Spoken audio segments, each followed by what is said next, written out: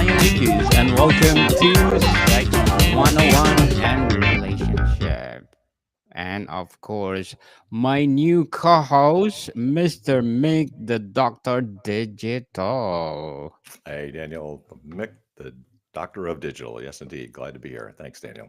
Yes. But before we go on, because it's been a long time, we don't have episode on Sex 101. I want to invite you to listen to my other podcast, Book 101 review on my fifth season coming, people. Fifth season. And please do listen to my feature author of the month of December, Miss Cat Brambo, award winning author. And Mr. Mick, for our first episode, would you please introduce more about yourself? Sure, this is Mick Smith, the Doctor of Digital. I am also a Facebook book coach. So there's a Facebook page, Idea to Author Coach. I help people write books. I help people write best-selling books. So if you need some assistance, you got an idea, we should be chatting. Yes. Let's support Mr. Mig because if you support him, more coaching to come, more episode of the Doctor Digital. Mr. Mick, today what we gonna talk about on Sex 101 Well, and relationship. here's the title. Hopefully people get interested in the title. Is it good to have sex? So, my thoughts about the sexual revolution are a reaction to an article written by a 30-year-old woman stating, quote, sexual symmetry between men and women was, is, and always will be a lie. So, Mm, this is one yes. feminist reflection on the sexual revolution. And the article is entitled, I'm 30. The Revolution, Sexual Revolution Shackled My Generation by Louise Perry, the Free Press. So let's set the scene. A woman her age is a cultural feminist. In conclusion, she came to maturation during the third wave of feminism. So what is one feminist reflection on the sexual revolution? So this is herself and how she reflects on what happened to to evolution itself of feminism, and the evolution of feminism has evolved over time. So that since the sexual revolution of the 1960s, feminism has undergone several waves of activism and transformation. The second wave of feminism, 60s through the 80s, focused on achieving legal and social equality with an emphasis on the pro choice of reproductive death, equal pay, and an end to gender based discrimination. The third wave of feminism, 1990s to 2000s, shifted the focus to issues of identity, diversity, and intersectionality, recognizing the experiences of women of color, LGBTQ plus individuals, and women from different socioeconomic backgrounds. The fourth wave of feminism, 2010s to the present, seen a resurgence of activism, particularly among younger generations, a focus on issues such as online harassment, body positivity, and reproductive death. By and large, what this individual knows in her own reflection, everything about her background, life, education, marriage, and work are feminist. And this one feminist interaction and reaction is fessing up to what practical long term partners, individuals have recognized for a long time. In fact, in both research and institutions have maintained for centuries. In conclusion, her conclusion comes to the same thing. There have been a number of unintended consequences of the sexual revolution, and that's what she's addressing. So what has been the evolution of feminism? Throughout this time, and this is a person that has come to age during a particular time as well, since she's about 30. So that means that somewhere in the 90s, she's continually impacted, and everything about her life is that third wave of feminism, the 90s, the 2000s. And that's completely changed her approach because of the sexual revolution, the work, her personal relationships, her ideas about sex. And that's what she comes down to saying, okay, how does it impact her? And this famous quote or well-known quote from the article that she says sexual symmetry between men and women was, is, and always a lie. But that's what the sexual revolution, and that was its message. But now she's identifying probably the same thing that other people have said previous to the sexual revolution. and also this revolutionary idea of love and not just sex. Yes, for sure. So, what are the intended consequences of the sexual revolution? Yes, so this feminist has kind of noticed this obvious unintended consequence of feminism and the sexual revolution: porn, hookup culture, fewer marriages, and fewer babies, less sex, and probably most disturbingly, less satisfying sex, but almost certainly more loveless sex. Dare I suggest, maybe the sexual revolution, as she's coming to conclude, wasn't all that great after all. In conclusion, yes, Louise Perry, we went wrong somewhere along the way. Where we went wrong. Where, Mr. Mick? So, what is the case against the sexual revolution? This is the thesis in her new book, The Case Against the Sexual Revolution. Her point has been elaborated in debates and articles. The failure of the sexual revolution should be shared with teenagers, both sons and daughters. In conclusion, the progressive narrative on the sexual revolution conformed and relegated millennials like her to standard Western class beliefs. That's be awesome. So, easy, freedom freeing.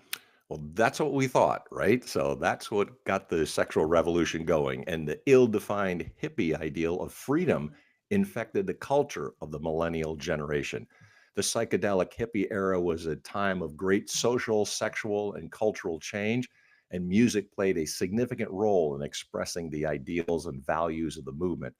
There are songs that really understand and help us understand about freedom in the tradition of Jean Jacques Rousseau from that era. Rousseau stated, "Man is born free, but everywhere he is in chains." And that's a famous quote from the Social Contract for 1762. It's a powerful statement about the human condition, highlighting the tension between our natural freedom and the constraints imposed upon us by society. So, what was the sexual revolution about during that hippie generation? Song after song talked about freedom. So, bunch of songs that I'll mention. All You Need Is Love by the Beatles, Yes. 1967. Classic anthem of love and freedom, urging people to come together and spread love and peace. San Francisco, Be Sure to Wear a Flower in Your Hair. Scott McKenzie, 1967. A song that captured the spirit of the summer of love, encouraging people to come to San Francisco and experience the city's vibrant counterculture. Get Together by the Youngbloods, 1967, song that promotes unity and togetherness with the lyrics, "Come on, people, smile on your brother. Everybody get together. Try to love one another." And simply entitled Freedom by Richie Havens, 1969, a powerful song about the struggle for freedom with Havens' soulful vocals and poetic lyrics. We're All Alone, Rita Coolidge, 67, a song that celebrates individuality and freedom.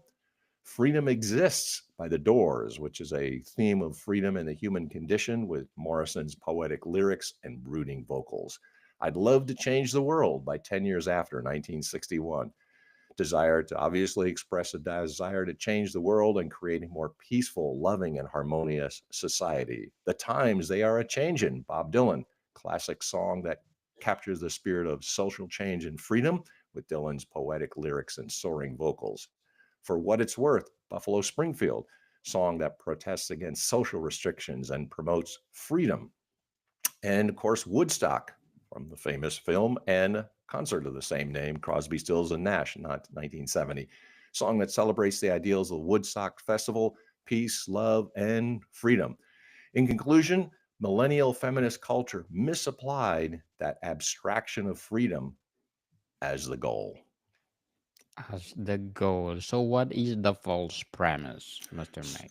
So during that time, here's the false premise. What actually happened is that women behaved as men have always misbehaved, enjoying all the pleasures of casual sex, porn, and indeed any other sexual perversion that the human mind can dream up. The only barrier was consent, and millennials complied. Thus, as long as we all consent, what's the problem? The problem is a lack of social guardrails. The writer, of course, points out, "I'm not a religious conservative. Of course, that's a position that she need not consider. It's outdated and passe. Feminism is the creed. Let's be crystal clear. To her credit, the author identifies the false premise, which is that unholy belief that the physical and psychological differences between men and women are trivial. Subsequently, any restrictions placed on sexual behavior must therefore be motivated by malice, stupidity, ignorance, or the overused canards patriarchy, or toxic masculinity. The author assures us sexual asymmetry is profoundly important. Well, in conclusion, well, hallelujah, dear millennial. You just discovered the Bible. Yes. So, what is sexual asymmetry in the Bible about sex? The concept of asymmetry in relationships between men and women has long been explored in the context of biblical teachings on companionship. In the Bible, it's clear that God created man and women with distinct roles and characteristics, highlighting their differences as complementary rather than argumentative. The asymmetry is seen in the way that Adam and Eve were created, with Eve being made from one of Adam's ribs to serve as his helper and companion. This set the precedent for the male female relationship as one of partnership, complementarity, and mutual respect, with each gender bringing their unique qualities and strengths to the relationship. Furthermore, biblical teachings also emphasize the importance of mutual submission and sacrificial love in relationships between men and women. This asymmetry is not meant to create a hierarchy or power imbalance, but rather to foster a sense of unity and harmony between the two genders. Both men and women are called to love and honor each other as equals, recognizing and valuing each other's differences and contributions. In this way, asymmetry in biblical companionship serves as a foundation for building strong and healthy relationships based on love, respect, and mutual understandings. Moreover, biblical teachings also emphasize the importance of mutual submission and sacrificial love in relationships between men and women. And what this does is that each are called to love and honor each other as equals, recognizing and valuing each other's differences and contributions. In this way, asymmetry in biblical companionship serves as a foundation for building strong and healthy relationships based on love, respect, and mutual understanding. And there's some biblical verses that discuss sexual asymmetry and the biblical companionship of the two genders. Genesis 2:24, therefore a man shall leave his father and mother and hold fast to his wife, and they shall become one flesh. That verse emphasizes the unity and companionship of husband and wife. Genesis 1:27, so God created man in his own image, in the image of God he created him, male and female he created them. This verse highlights the equality and complementarity of men and women in God's image. Ephesians 5:21 through 33, submit to one another out of reverence for Christ. Husbands, love your wives, just as Christ loved the church and gave himself up for her. Wives, submit yourselves to your husbands as to the Lord. So, this passage emphasizes mutual submission and love between husband and wife with a focus on Christ's love for the church. 1 Corinthians 1 and 11 through 3. But I want you to realize that the head of every man is Christ, and the head of every woman is man, and the head of church is God. These verses discuss the order of creation and relationship between God, Christ, and humanity with a focus on submission.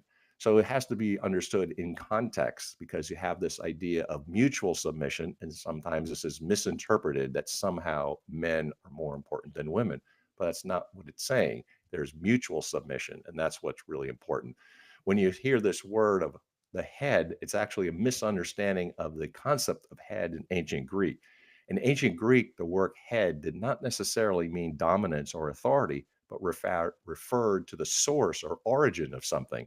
Therefore, the verse is not saying that the husband is the dominant partner in the marriage, but rather he is the source or origin of the marriage, just as Christ is the source or origin of the church. So sometimes this is misinterpreted. It's important to point out that in context. 1 Corinthians 7:2 through 5, because of the temptation to sexual immorality, each man should have his own wife and each woman her own husband. The husband should give to his wife her conjugal rights, and likewise the wife to her husband. For the wife does not have her own body, but says, since I am for my husband, I will not control my own body. Similarly, the husband does not have his own body, but says, I have given my body to my wife. I will not control my own body. So that passage discusses the importance of sexual intimacy within marriage and the mutual submission of husband and wives. Proverbs 31, 10 through 31. A wife of noble character who can find? She is worth more, far more than rubies. Her husband has full confidence in her and lacks nothing of value. Give her the reward she has earned and let her works bring her praise to the city gate. This passage describes the virtues of a godly wife and the benefits of a harmonious marriage. These verses, among others, provide insight into biblical view of sexual asymmetry and the companionship of the two genders. So while some verses may be misinterpreted by emphasizing the submission of women to men, almost all admonitions highlight this notion of ultimate love. In the Bible, it's talked about agape love, respect and mutual submission that should exist between husband and wife. So this one millennial author recognizes that half of the population is smaller and weaker than the other half, making it much more vulnerable to violence, but hopefully she might grasp the chivalry required from the stronger partner, the man. In conclusion, only women possess that sacred privilege of bearing children. Yes, indeed. So, what is the Playboy's triumph, Mr. Mac? Yeah, so the research is clear. Since the average worldly male is far more interested than women in casual sex, buying sex, watching porn, or experimenting with unusual sex, fewer women enjoy such activities. Overcoming these progressive blinders about the history of the last 60 years looks bleaker. The sexual revolution isn't a triumph for Rousseau or freedom, but it's the loss of this unique quality of motherhood. Perhaps more troubling is that the only liberation that has been happening has been the triumph of the Playboy. So, what else is new?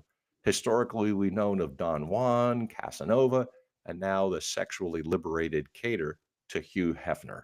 In conclusion, the sexual liberation narrative from the sexual revolution, particularly from Gen Z women, has experienced the worst of it, but it may be reaching its demise. So, what is the Gen Z's rejection?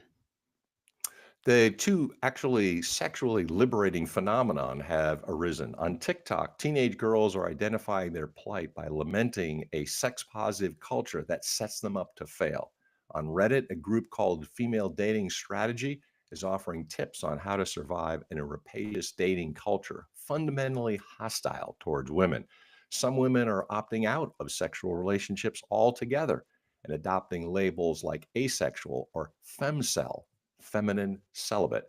Perhaps most surprisingly, given the plummet in vocations, there's even been a rise in millennial Roman Catholic nuns. In conclusion, perhaps a revival of common sense questioning guidance is in order.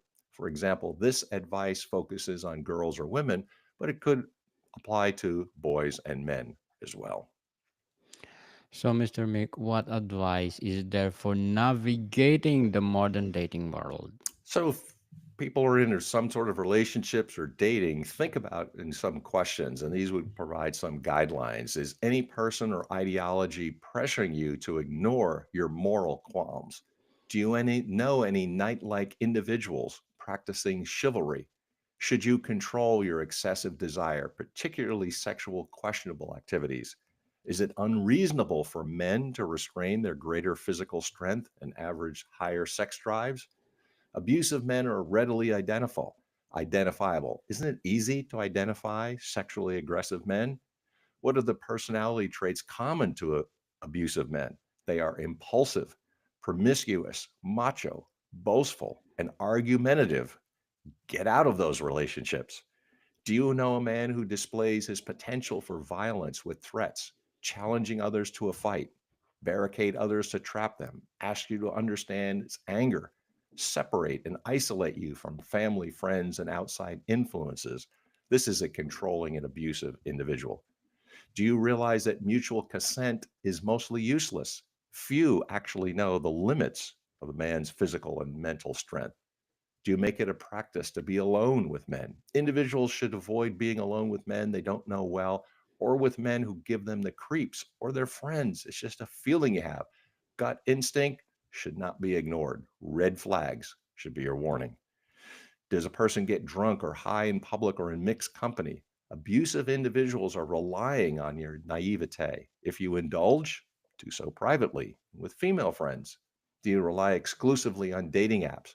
Partnering is often better through mutual friends since they can verify the background of the potential interest. Dating apps are less discriminatory. Everybody's there. Can you exercise self control by holding off on having sex? Create a boundary and wait for a few months to avoid casual sex or just a hookup. Why not limit sex with a man only if you think he would make a good father to your children? You may not necessarily intend to have children with him, but because this is a good rule of thumb in deciding whether he's worthy of your trust. And if he wants to break you off from your children, if you have them, walk away. Blood is thicker than water. Why not consider the most stable and reliable foundation for family building? In conclusion, monogamous marriage is by far the most long lasting relationship, far outstripping polyamorous, polygamous, promiscuous, threesome, and friends with benefits arrangements. Friends with benefits. So, what are the social quadrails, Mr. So Meg? all these points are documented by peer-reviewed research, but it can't be emphasized enough. The sexual revolution has resulted in overwhelming social costs, particularly for women and children. We should reconsider the historically sound social structures that have already proven to be successful and compare them against one another, rather against this chimera of sexual liberation. The abstract freedom alternative has never existed and is never likely to exist. Tried and true social guardrails have been recklessly abandoned. Loveless sex is not empowering, it's a trap. Yes, sex is good, and we should revel in its proper place. Just as importantly, sex should be taken seriously. Men and women are complementary. Not all desires are good. Consent without boundaries is deficient. Abuse and violence are not love. People are not products, objects, or trophies. Deep, emotionally mature relationships are the ideal. Marriage is good. Hookup culture has engendered dead end friendships with benefits arrangements. Not uncommonly, girls and women feel as though undeserving not only of love, but also basic respect. A lack of respect results in the same result for friendships, children, and family. A person who damages themselves and does not command respect messages associates around them that they are not worthy. And so this vicious cycle continues. In conclusion, a knight, a chivalrous individual, or a person who establishes boundaries is preferred. Yes, definitely. So, what about damage has been done? We know feminism has cut off girls and women from those troublesome moral and or older generations who offered sound guidance and wisdom. Experience is telling, and the sexual revolution taught females to ignore everything that doesn't go along with the sexual revolution as old fashioned, traditional, and outdated. In conclusion, a sound moral agent is actually countercultural against the predominance of the sexual revolution. Definitely. Sexual revolution, people. So, what is the forgotten beauty of femininity? Well, feminism has downplayed the uniqueness and incredible beauty of motherhood, all to the female detriment. This issue has been particularly striking in Western culture, where motherhood has been diminished in importance. In conclusion, if you have guardrails and social support in place, girls and women can reclaim their exalted and unique status in society. Yes, people, definitely 100%. Totally agree. Feminist reflection on sexual revolution often explore its dual impact, the liberation it promised and the challenges it revealed. Well, welcome to our new episode, our first episode on Sex 101 with Mr. Mick, and I hope you will support this podcast because we will empower sex as a mutual thing. We will empower you, give you knowledge, to make your sex and relationship better, bigger, and bolder. So, Mr. Meg, thank you for your time. Thank you, Mr. Daniel Deus Volt.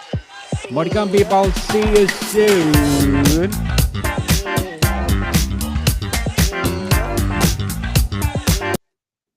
Oh, congratulations to us, Mr. Meg.